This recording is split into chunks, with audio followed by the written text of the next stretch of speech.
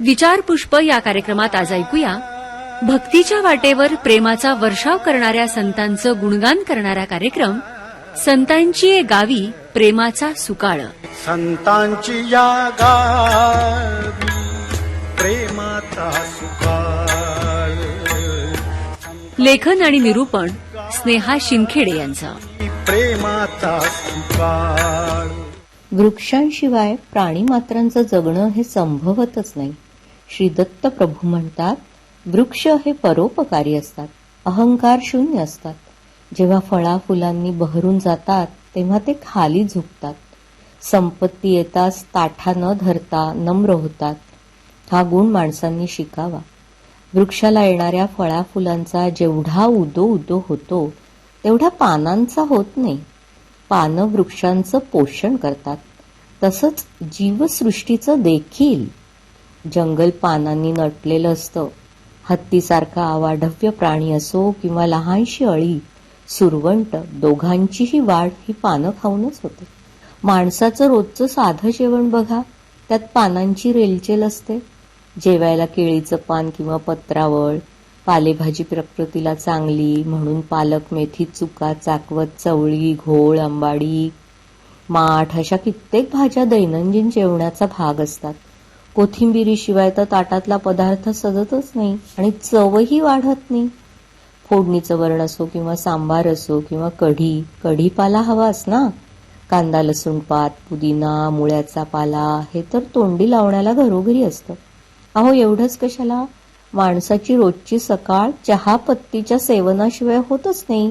आणि भोजनाची समाप्ती ही विडा खाऊन झाली तर जेवणाला पूर्णता आहे. देवपूजेसाठी जेवढं फुलांचं महत्व आहे तेवढंच पानांचं सुद्धा आहे. गौरी, गणपती, सत्यनारायण, मंगळागौर यासारख्या मोठ्या पूजेसाठी पत्री हवी असते.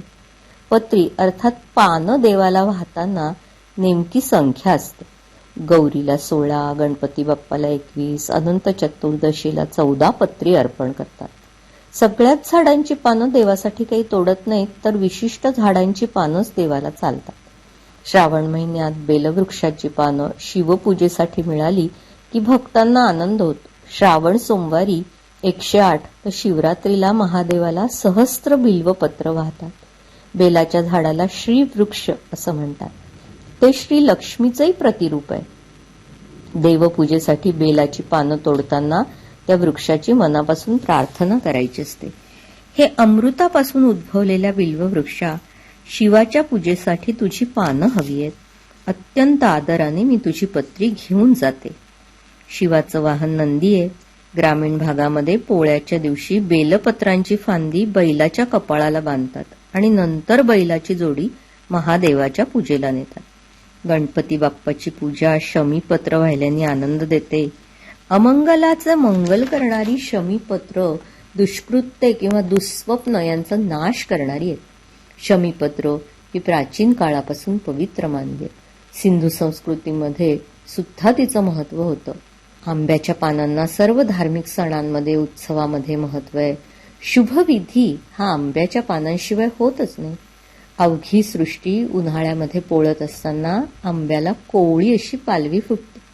गोड रसाळ फळ देणाऱ्या आंब्याच्या पानांचं तोरण घराच्या प्रवेशद्वारावर लावतात. हिरवीगार लुसलुशीत पानं जणू सुचवीत असतात की घरावर संकट आली ना तरी डगमगून जाऊ नका. माणसाच्या जीवनात पानांची शिकवण बहुमोल आहे.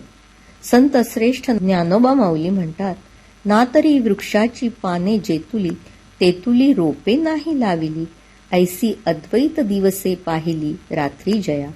एका झाडाला अनेक पानं आहेत, त्या प्रत्येक पानाला वेगळं रोप लावलं होतं का? त्याप्रमाणे हे विश्व सगळं एका परमात्म्यातून आलंय. अज्ञानाची रात्र संपून दिवस उजाडला तर तिथे फक्त तूच आहेस. नागवेलीला फक्त पानं असतात. त्याचा आकार माणसाच्या हृदयासारखा असतो. विड्याच्या पानांचं महत्व पूजेमध्ये प्राधान्याने आहे. माऊली म्हणतात, का न फळताई सार्थका, जैसिया नागलतिका, तैसिया करी नित्यादिका, क्रिया जोका. नागवेलीला फळं न येताच त्या सफल आहेत. त्याप्रमाणे सात्विक पुरुष फळाची आशा न करता कर्म करतो, तरीही त्याचं कर्म हे सफळच आहे. वटवृक्ष हा पवित्र वृक्ष आहे. सृष्टी निर्माण होण्यापूर्वी प्रलयकालीन जलामध्ये विष्णू बालमुकुंद रूपात वटपत्रावर शयन करतात असं म्हटलेलं आहे. याचा अर्थ असा आहे की जगबुडी झाली तरी वटपत्र हे अक्षय आहे. वृक्षावरची विविध कलाकुसर केलेली तऱ्हेतऱ्हेची पानं बघितली की या विश्वाच्या चित्रकारापुढे आपण नतमस्तक होतो आणि काही काळ आपल्याला अंतर्मुखता लाभते.